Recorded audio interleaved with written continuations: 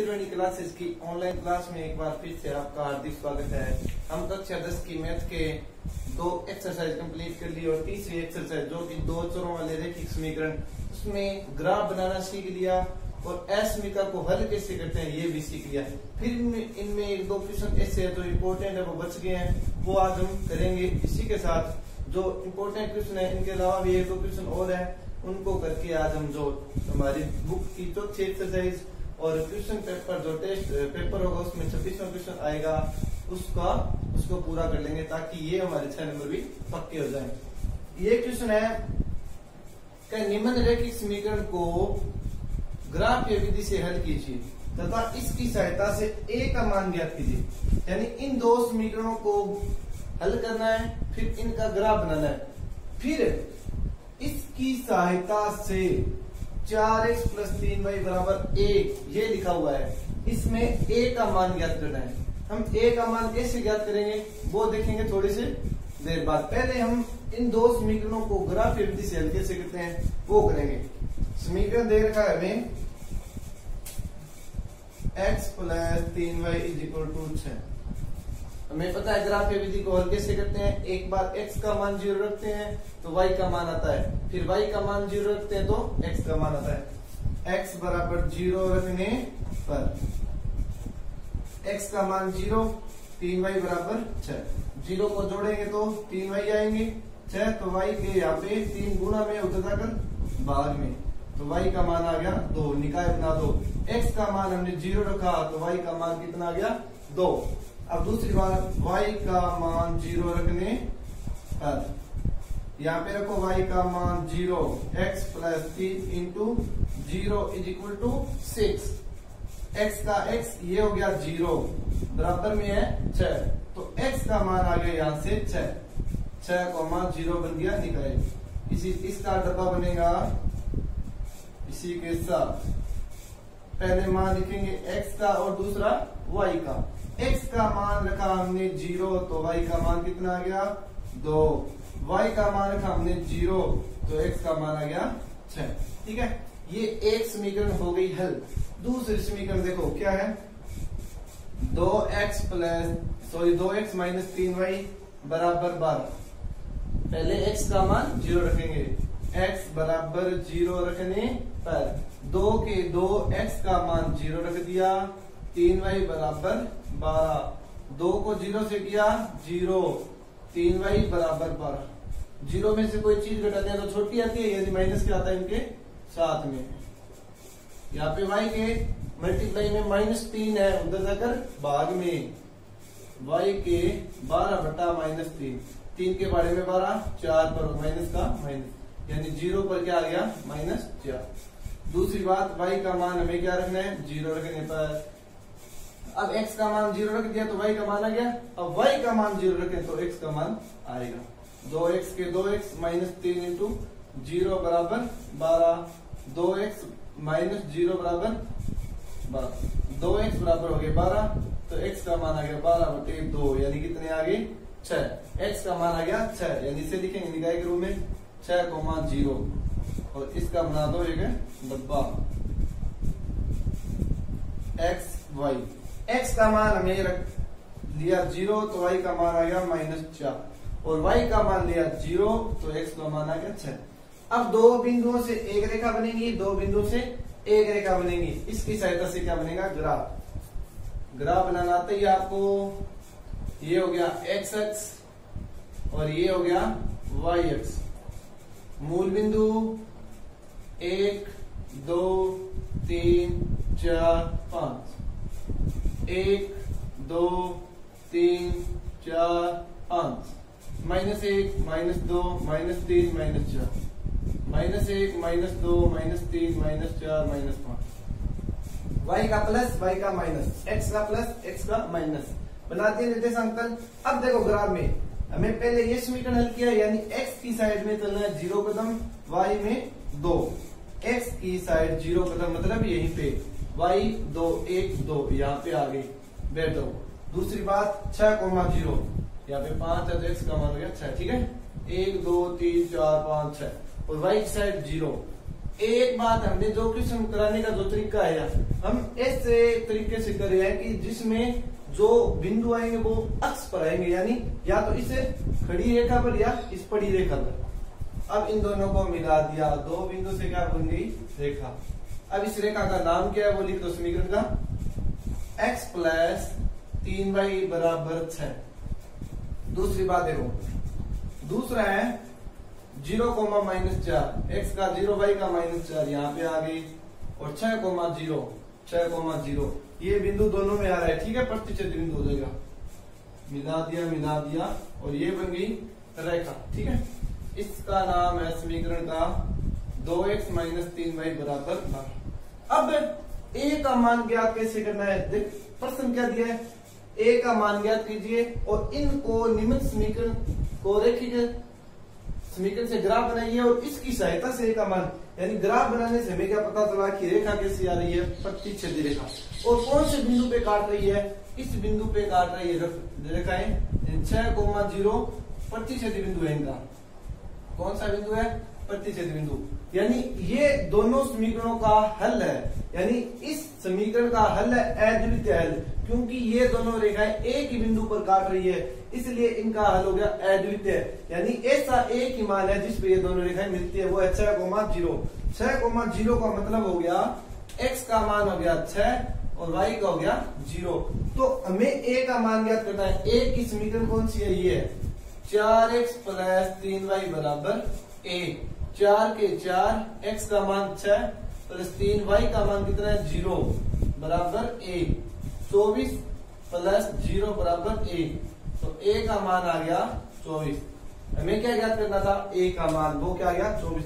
हमें ये जरूरी नहीं है कि ये क्वेश्चन पेपर में आए, इसके जैसा आएगा, जैसे मान लो दो समीकरण दे दिए, इसकी सहायता से a का मान ज्ञात करना, p का मान ज्ञात करना, z का मान ज्ञात करना, कुछ भी पूछे लेकिन तरीका यही रहेगा कि पहली बात हमें ये पता है कि हम ग्राफीय विधि का जो पेपर में सवाल आएगा उसमें प्रतिच्छेदी रेखा ही बनेगी।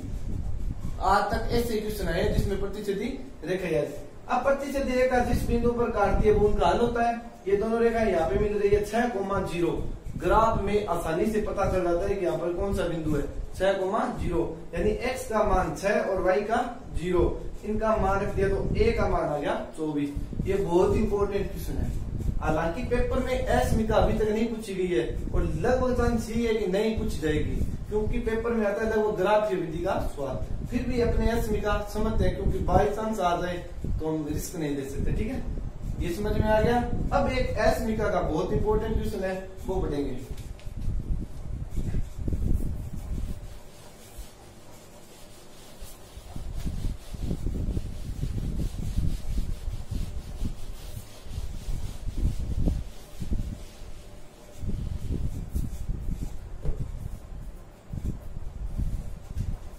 क्वेश्चन ये है x माइनस वाई मापांक का निशान और बड़ा छोटा ग्रेटर देन बराबर 1। पहली बात है इस निशान का मतलब है मापांक का निशान होता है, मॉडुलस मापांक। जैसे ये अंडररूट का होता है, हमें पता है, जैसे मान लो x के बराबर है 64, तो x बराबर होगा 64 के अंडररूट, यानी x की घात 2 है तो x के मान भी कितने होंगे 2, तो x का मान आएगा यहाँ पे +-8, यानी एक बार प्लस का 8 और एक बार माइनस का 8, यानी x की जितनी घात होती है उतने मान होते हैं, ठीक है। इसी प्रकार ये मापांक का निशान है। मापांक में चाहे अंदर संख्या माइनस की हो चाहे प्लस की हो, बाहर हमेशा क्या आता है प्लस आता है। मतलब इसके अंदर दो निशान क्या बन सकते हैं, प्लस और माइनस। जैसे इस x के लिए दो मान पॉसिबल है क्योंकि घात 2 है, यानी अंडररूट को खोलते हैं तो दो निशान आते हैं। इसी प्रकार मापांक को हटाते हैं तो भी दो सिंबल आते हैं, जैसे एक प्लस का और एक माइनस का। देखो एक तो होगा x माइनस वाई, मापांक को हटा दो तो होगा +1। आसानी के लिए हम प्लस इधर लेते हैं, लेकिन लेना कैसे होता है ऐसे, x minus Y plus minus बराबर 1, एक बार प्लस एक बार माइनस, चाहे इधर ले लो चाहे उधर, कोई फर्क नहीं पड़ता, ठीक है। एक बार तो आ गया +1 बराबर में, एक बार आ गया माइनस में, बराबर में एक बार प्लस आ गया एक बार माइनस में, तो बराबर हमारे भी संख्या वही की वही, और बराबर में एक बार प्लस और एक बार माइनस। अब हमारे पास दो समीकरण है, दोनों को हल करेंगे। आपको पता ये असमीकरण है, असमीका को सबसे पहले समीकरण में बदलना होता है, बदल लिया।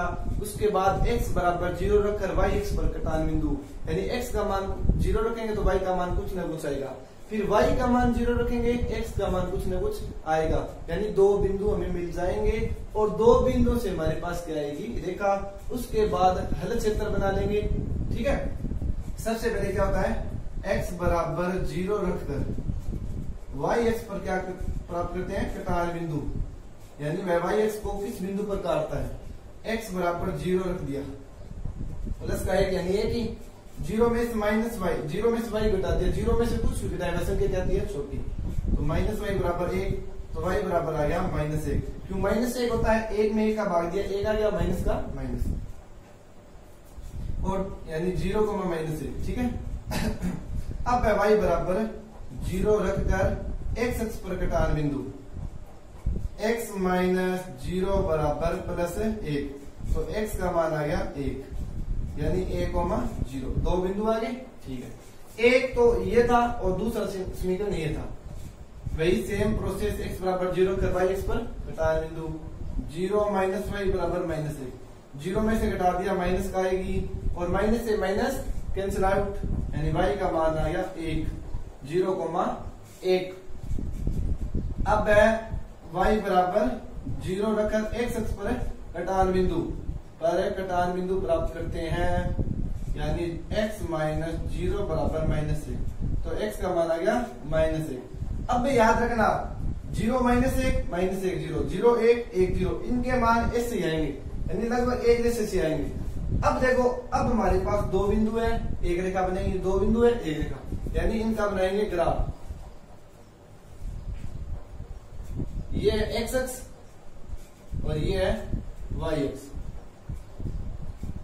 1 2 3 1 2 3, -1 -2 -3 -1 -2 -3। अब बिंदु देखो 0, -1, 0, x का मान 0 और y का -1, 1,0, x का 1 और y का 0, यानी ये कदम चल गई, ये बन गया हमारा रेखा, बन गई हमारी।